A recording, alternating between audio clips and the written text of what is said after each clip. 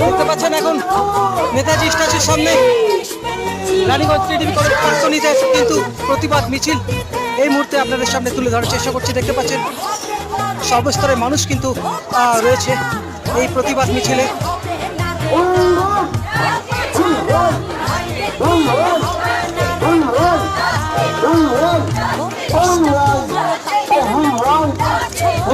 এখনো কিন্তু বিচার হলো না এবং কখন বিচার হয় সেটাই এখন দেখার। দেখছেন গৌতমের সাথে